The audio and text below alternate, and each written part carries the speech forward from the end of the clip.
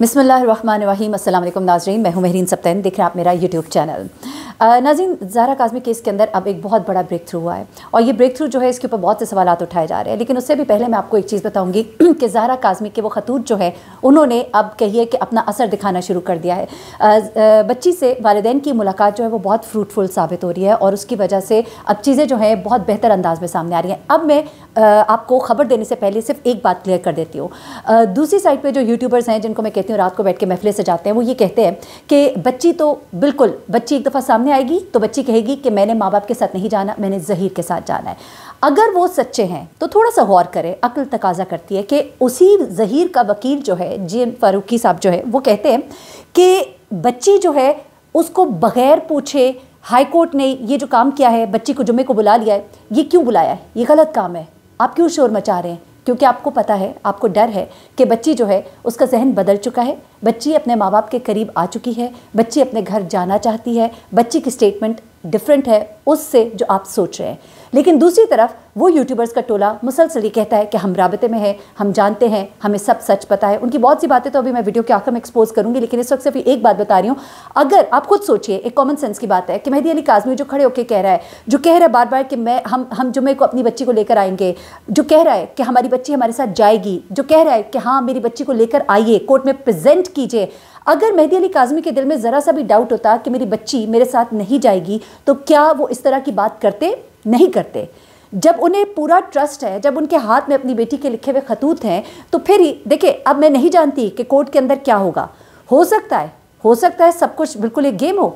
मैं फिर भी कह रही हूँ, मैं to be on the safe side, क्योंकि ये दूसरी साइड का जो टोला है ना, ये किसी को मार्जिन नहीं देता, बड़े बुचर हैं ये। इस तरह कि ये लोग कह देते हैं बैठकर लोगों के ऊपर कमेंट्स करना। शैला रज़ा के ऊपर जो वकील है रामे, उन्होंने कुछ बातें की तो जो कि मैं समझती हूँ कि नहीं उन्हें करनी चाहिए थी, तो इन्होंने कहा कि आज तक हमने तो कभी नहीं, जबकि मुझे बहुत अच्छे से याद है कि शैला रज़ा के बारे में आप लोग क्या कुछ कहते रहे थे, आप लोगों को किन किन नामों से पुकारते रहे, आप हमारे लिए क्या क्या नाम रखते रहे, आपकी महफिलों में बैठ के हमारे पर कितनी गंदी गंदी बातें की गई।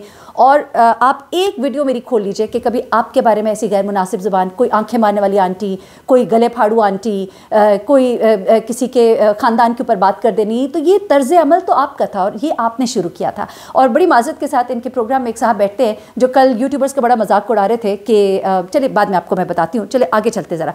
अब मैं आपको बड़ी खबर देने जा रही हूँ जनाब। बड़ी खबर ये है कि ज़हरा काज़मी जो है और मेहदी अली काज़मी, इनका इंटरेक्शन बहुत अच्छा रहा है। जो गुज़िश्ता मुलाकात थी उसमें बच्ची ने अपने बाप के साथ बहुत अच्छे से मुलाकात की। वही बात बार बार रिपीट हो रही है कि मैं कब आऊँगी, क्यों मेरी ही बारी में जज साहब क्यों चले जाते हैं। फिर वो ख़त लिख लिख के उनको दे रही है, वो ख़त दिखा भी रहे हैं, लेकिन आप लोग नहीं मानते। लेकिन वो अपने स्टैंड पर खड़े हैं, वो कहते हैं बच्ची को लेकर आओ, बच्ची कहेगी।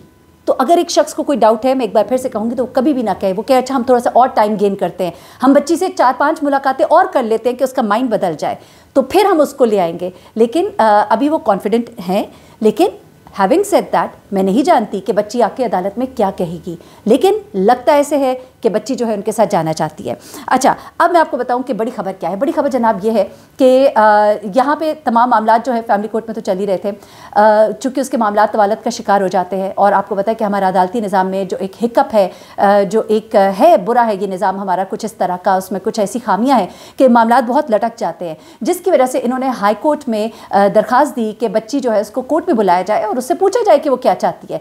तो ये चीज़ जो है अब कोर्ट ने एक्सेप्ट कर ली है और बहुत ही ये इम्पॉर्टेंट खबर है। इम्पॉर्टेंट इसलिए है कि इन्होंने एप्लीकेशन दी अदालत में मेहदी अली काज़मी को बच्ची उनके हवाले की जाए और उसके ख़त भी जो है वो वहाँ पे दिए जा चुके हैं, अदालत में मेडिकल रिपोर्ट भी पेश की जा चुकी है।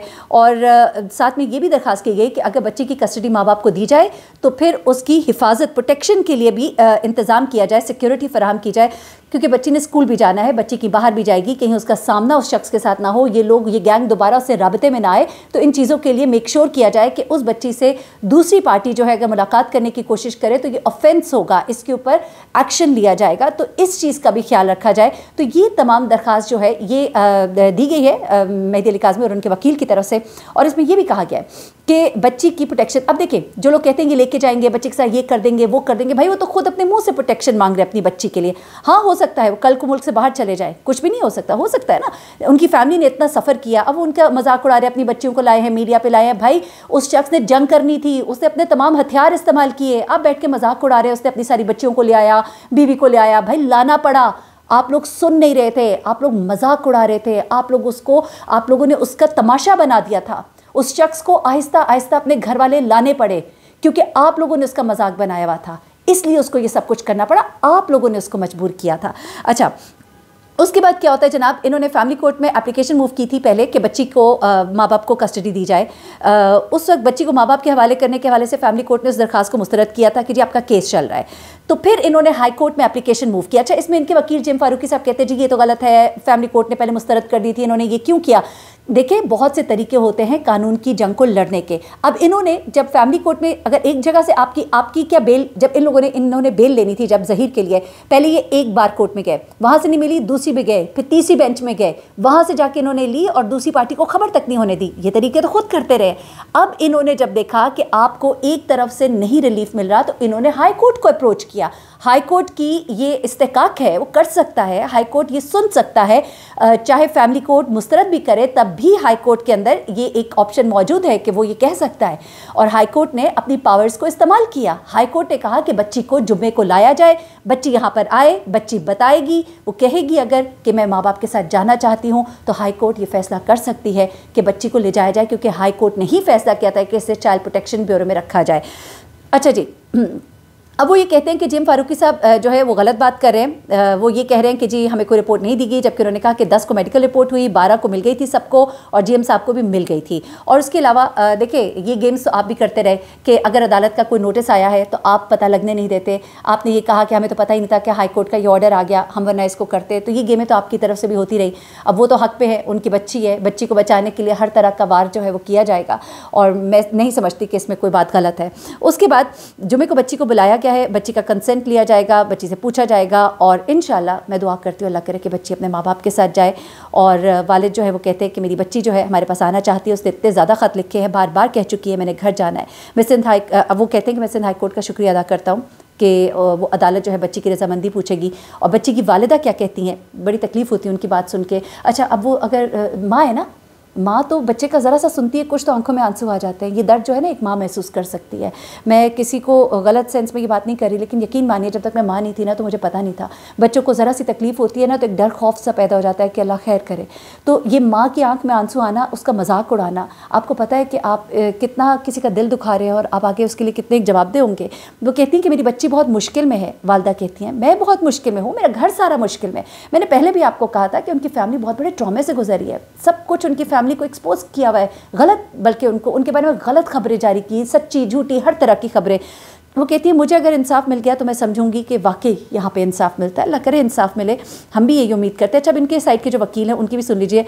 जिन फारूकी साहब कहते हैं कि जनाब ये कॉन्डक्ट कानून के खिलाफ है, क्रिमिनल कोर्ट में बच्ची की कस्टडी की एप्लीकेशन अंडर प्रोसेसिंग है, तो ऐसे में कैसे हाई कोर्ट जो है वो इनको बुला सकता है, और क्रिमिनल कोर्ट में एप्लीकेशन ट्रांसफरेबल है तो हाई कोर्ट कैसे उससे रजू किया जा सकता है। और ये कहते हैं कि अभी तो ऑर्डर होगा, हम उसे पढ़ेंगे, फिर देखेंगे इस कोर्ट में एप्लीकेशन थी तो इस कोर्ट में एप्लीकेशन क्यों दी, अगर वहाँ पर पेंडिंग थी तो ये एक ग्रॉस लेवल में कंडक्ट है। लेकिन मैं आपको बताती चलूँ कि ऐसा होता है, ये तो सारे ही लोग जानते हैं कि ऐसा होता है कि जब आप एक लेवल पे आपकी नहीं सुनवाई होती तो आप दूसरे लेवल पे जाते हैं, मुख्तलिफ कोर्ट्स को रजू करते हो, ये काम आप करते रहे। अच्छा, अब ज़रा मैं आ जाती हूँ इन लोगों की तरफ, थोड़ा सा इनको जवाब देने मैंने, क्योंकि पहले मैंने सोचा था मैं जवाब नहीं दूँगी, क्योंकि मैंने एक चीज़ देखी है, जब मैं इनको जवाब दूँ या कोई हम इनके बारे में बात करें ना, ये आप पे पर्सनल अटैक्स करते हैं, आपकी ज़ातियात में घुसते हैं। कभी किसी की फैमिली पे बोलेंगे, बच्चों पे बोलेंगे, गन बला बोलेंगे। अब कल जो है एक इनके प्रोग्राम में बैठते हैं तो उन्होंने कुछ बातें की। उन्होंने कहा कि जी हम तो कभी भी किसी के बारे में नहीं बोलते, जबकि शैला रज़ा के बारे में आप बड़ी बातें कर चुके हैं, तो प्लीज़ हम तो कभी किसी के लिए बिलो द बेल्ट नहीं जाते, आप बहुत बिलो द बेल्ट जाते रहे, आपने बहुत गंदी गंदी बातें की हैं, आपने लोगों के ऊपर पर्सनल अटैक्स किए हैं।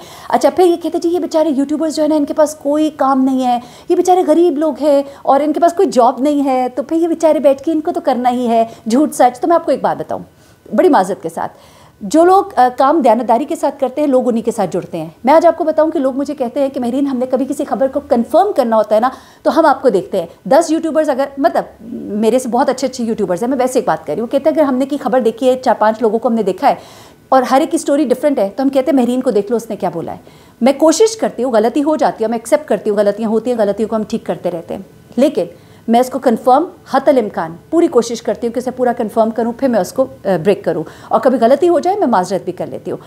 लेकिन ये साफ फरमाते नहीं जी, इन यूट्यूबरों ने तो झूठ ही बोलना होता है, लेकिन जो झूठ बोलने वाले होते हैं ना, उनके व्यूज़ गिरना शुरू हो जाते हैं। आप ज़रा अपने इर्द गिर्द नज़र दौड़ाएं, किन के व्यूज़ नीचे गिरना शुरू हो गए, और किन के व्यूज़, जो भी कोई माशाल्लाह अल्हम्दुलिल्लाह कोई भी नई स्टोरी आती है, कोई हॉट स्टोरी आती है, कोई वायरल स्टोरी आती है, तो उसके व्यूज़ कहाँ पे जाते हैं। मैं अल्हम्दुलिल्लाह ये थोड़ा सा क्लेम कर सकती हूँ, मालिक बनाए रखे इज़्ज़त, कि जब भी कोई नई स्टोरी ब्रेक हुई अल्हम्दुलिल्लाह, चाहे वो अरशद शरीफ हो, चाहे वो यूके वाले लड़के की स्टोरी हो, चाहे वो लाहौर कॉलेज गर्ल की स्टोरी हो, चाहे वो आपकी मोटरवे वाली स्टोरी थी, चाहे वो नूर मुकद्दम की स्टोरी थी, उन सब में लोगों ने मेरी स्टोरीज़ को बहुत देखा अल्हम्दुलिल्लाह, और बहुत वायरल भी हुई हैं। इसकी वजह यह है कि लोगों को ट्रस्ट होता है, उस ट्रस्ट को मेंटेन करने के लिए बहुत मेहनत करनी पड़ती है। तो ऐसा नहीं होता कि यूट्यूबर्स बेचारे बैठ के जो भी बोल देंगे, तो ऐसा नहीं है। और दूसरी बात मैं आपको बताती चलूँ, क्योंकि शायद आपको इतना मुनाफा नहीं हुआ होगा, मैं आपको बताऊँ कि बहुत से तनख्वाहदार तबका है, उससे बहुत बेहतर अल्हम्दुलिल्लाह रिज़्क़ हलाल यूट्यूब पे लोग कमा रहे हैं। और लोगों ने तो अपनी जॉब्स छोड़ दी हुई हैं कि भाई हम क्यों करें लोगों की नौकरी, जब हम अपने खुद मालिक बन सकते हैं और हम अपना काम बहुत अच्छे से कर सकते हैं। तो ये बात ना कीजिए। यूट्यूब अल्हम्दुलिल्लाह मेहनत करने वाले और सही तरीके से काम करने वालों को बहुत ज़्यादा तरक्की भी मिलती है, और वो बहुत से बहुत अच्छा काम कर रहे हैं। मुझे खुद पर्सनली बहुत चैनल से ऑफ़र थी, मैं अब एक एक करके नाम नहीं लेना चाहती, लेकिन जब मैंने कंपैरिजन किया तो मुझे लगा कि मैं अपने घर में बैठ के, मैं अपने फ़ोन के ऊपर, मैं लोगों से कांटेक्ट करके मैं अपने चैनल को ग्रो कर सकती हूँ, तो व्हाई नॉट। इसलिए किसी को कमतर और हकीर मत समझे। और मैं कुछ कहना नहीं चाहती कि आप क्या जॉब करते हैं या कोई और क्या जॉब करता है। लोगों के बारे में खुद भी कमेंट्स ना करें, पर्सनल अटैक्स ना करें, काम के ऊपर बात करें। मजाक उड़ाना मेरे ख्याल से बंद कर देना चाहिए। अल्लाह ताला करे कि मेहदी अली काज़मी की बेटी जो है जल्द अपने घर आए और लोगों की बच्चियां महफूज रहें।